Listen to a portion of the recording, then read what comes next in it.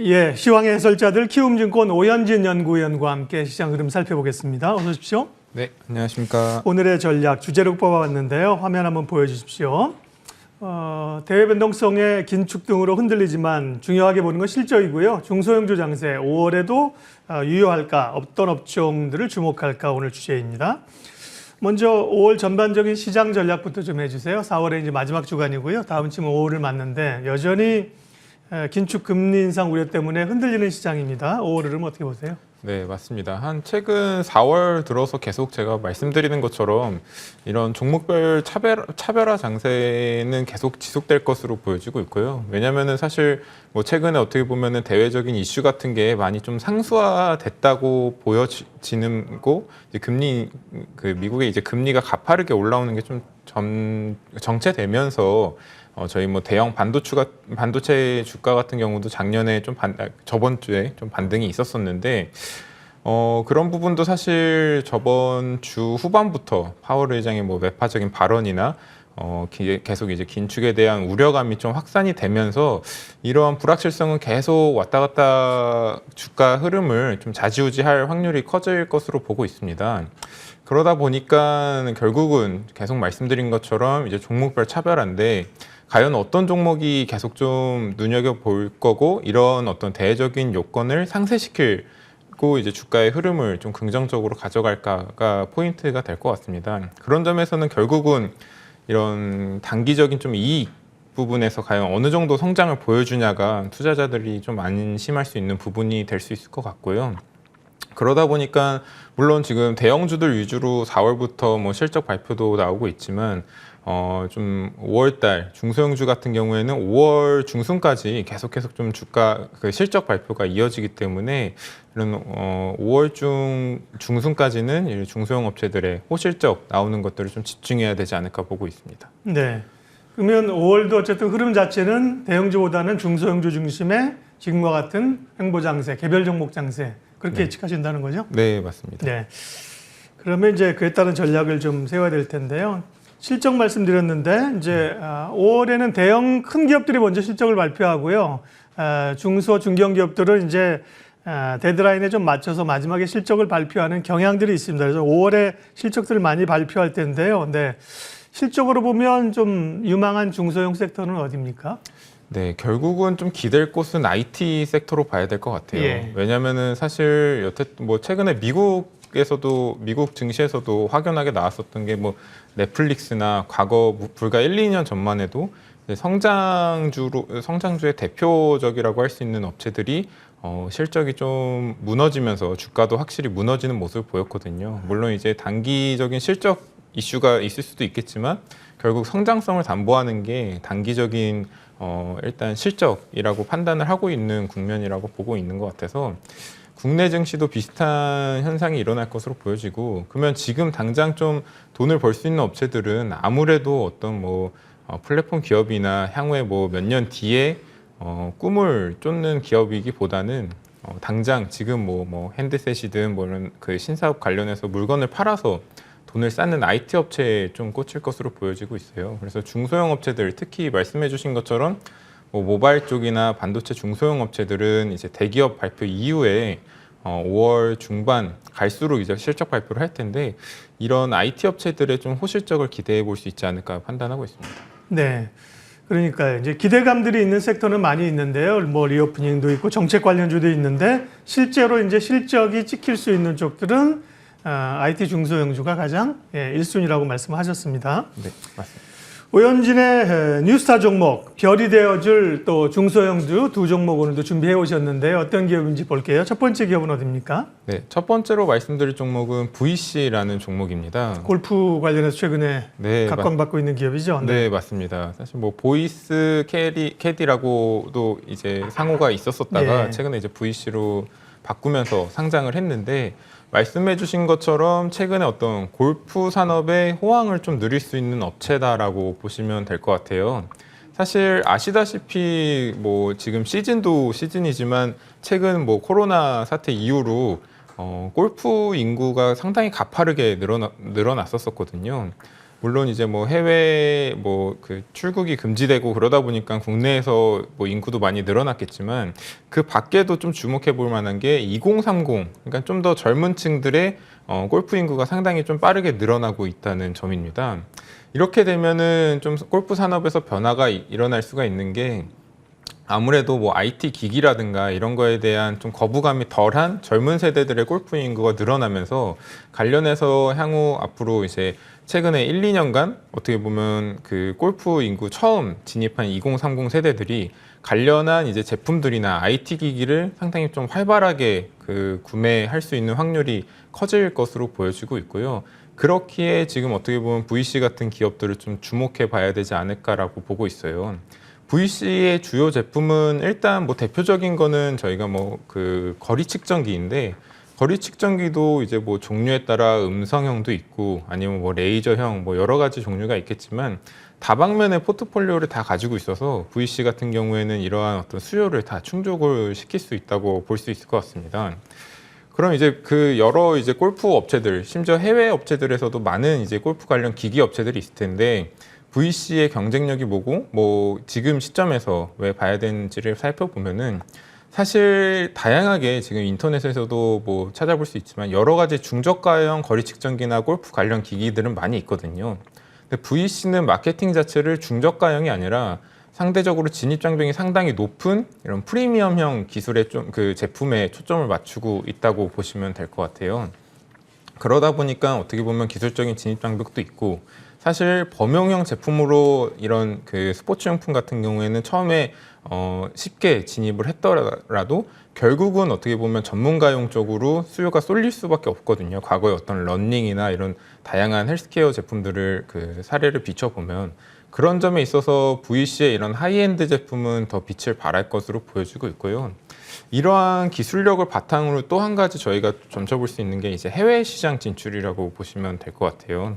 사실 국내 시장도 최근에 많이 뭐 그 인구도 늘었고 이런 그 거리 측정기 같은 그 침투율, 사용에 대한 침투율도 상당히 늘었지만 미국 같은 뭐 북미 시장 같은 경우에는 골프 인구 자체도 상당히 많을 뿐더러 이런 거리 측정기에 대한 침투율도 상당히 높아져 있는 상태거든요.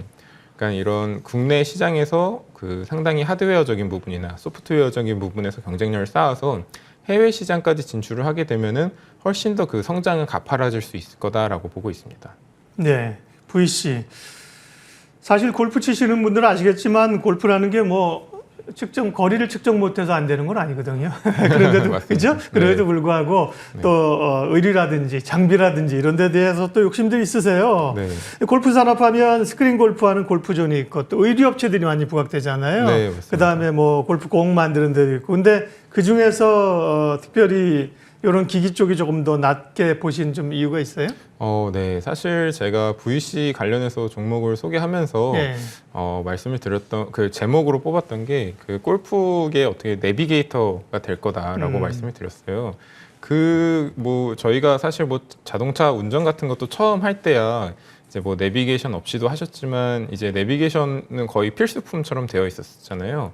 그것처럼 저희 이제 골프 산업 향후 이게 단기적으로 골프 인구가 늘어난 것뿐만 아니라 좀 장기적인 이슈로 보게 되면은 이렇게 어떻게 보면 골프를 함에 있어서 좀 필수적으로 가지고 다닐 수 있을 만한 제품들이나 이런 산업에 좀 집중을 해야 된다고 보고 있는데, VC 같은 경우에는 말씀드린 것처럼 이런 침투율 높아지는 거에 가장 좀 진입 장벽이 낮은 그 거리 측정기를 상당히 주요 제품으로 해서도 가지고 있지만, 또 한 가지 뭐 말씀해 주셨던 의류나 다른 뭐 업체 대비해서 VC를 좀 볼 수 있었던 거는 그 사업 다각화가 상당히 빨라요. 그게 이 사업 다각화가 그 어플리케이션 확대가 되는 게 그 기저 자체가 단순히 제품을 잘 만들어서 계속 뭐 만드는 게 아니라 지금 벌써 첫 제품 출시한 지 10년이 돼가는데 10년 동안 쌓은 데이터베이스가 그 VC의 경쟁력이라고 보시면 될 것 같아요. 그러다 보니까 지금 뭐 VSE나 이런 뭐 골프 연습장에도 그 사용이 될 수 있는 여러 가지 기기가 예. 네, VC의 그 데이터베이스를 기반으로 해서 상당히 혁신 제품들을 내놓고 있거든요. 이런 경우는 어떻게 보면 향후에 어떤 장기적인 플랜에서 봤을 때도 상당히 뭐 성장 지속성이 있다고 판단이 돼서 예. 다른 뭐 단기적인 어떤 어떻게 보면 뭐 시즌 그런 종목이라기보다는 VC는 향후에도 중장기적인 성장까지도 충분히 지금 가시성이 있다라고 말씀드리고 있습니다. 그리고 몇 가지 신선한 점이 있죠. 2월에 상장했거든요. 장이 안 좋을 때 올라왔고요. 별로 주목을 못 받다가 좀 내려갔다가 올라오는 지점이고요. 의류나 이런 쪽은 사실 경쟁이 굉장히 치열할 거 아니에요, 그죠? VC 실적을 추정치를 가지고 우리 준비한 게 있는데 한번 보여주세요. 보면 연간으로 매출액은 724억, 영업이익은 122억인데 이 정도면 그러니까 가격은 14,300원인데요. 목표가를 얼마다 이렇게 잘 찍으시지는 않으니까 밸류로 보면 지금 이제 어느 정도 수준이고 어느 정도 밸류를 줄 수 있나요? 사실 뭐 올해 영업이익이 한 120억은 충분히 달성할 걸로 보여지는데 뭐 그 기존에 어떻게 보면은 뭐 피어로 잡을 수 있는 골프존이나 다른 업체들도 있겠지만 말씀드린 확장성을 보면 저는 더 밸류업이 가능하다고 보거든요. 그러면은 저희가 영업이익 기준으로 간단히 봤을 때도 아직 뭐 1,000억 원 언더라고 시총을 보면은 10배가 채 안 되기 때문에 저는 이제 10배 이상 충분히 밸류를 줄 수 있다라고 판단을 해서 이렇게 실적이 쌓이면서 고성장인 업체들이 많이 없거든요. 그런 점을 감안을 하면은 충분히 지금 업사이드는 많이 열려 있다라고 볼 수 있을 것 같습니다. 지난주에 이제 골프 산업이 부각되면서 관련주들이 올랐잖아요. VC도 굉장히 주목을 받았었는데요. 다행히 뭐 그렇게 뭐 또 많이 오른 건 없습니다. 너무 급등했으면 사실 아무리 좋은 종목이라도 얘기하기 좀 어려운데요. 가격 접근 자체도 그렇게 많이 올라오진 않았네요. VC 봤고요. 오현진의 뉴스타 종목 두 번째 기업은 어디입니까? 두 번째 종목은 많이들 아실 것 같은데 인탑스라는 종목입니다. 인탑스. 원래 휴대폰 케이스 업체인데 뭔가 새로운 걸 좀 많이 하고 있는 모양이죠? 네, 맞습니다. 사실 전에도 한번 말씀드렸다시피 이런 모바일 케이스나 이런 어떻게 보면은 상당히 오래된 전통 사업을 하고 있는 부품주들이 가장 좀 공을 들이고 있는 게 모바일 외적으로 어떻게 보면 신사업 쪽의 성장이거든요.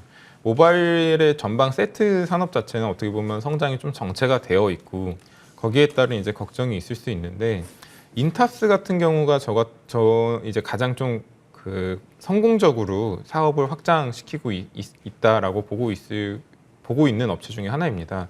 다양한 모바일 업체들 최근은 뭐 전자담배나 이런 쪽으로도 확장성을 가진 업체들이 주가 흐름도 좋고 실적도 좋았는데 인탑스 같은 경우도 삼성이라는 대형 고객사와 되게 오랜 시간 이제 양산 경험을 쌓으면서 이 양산에 대한 경쟁력을 바탕으로 지금 다양한 신사업에 진출을 했거든요.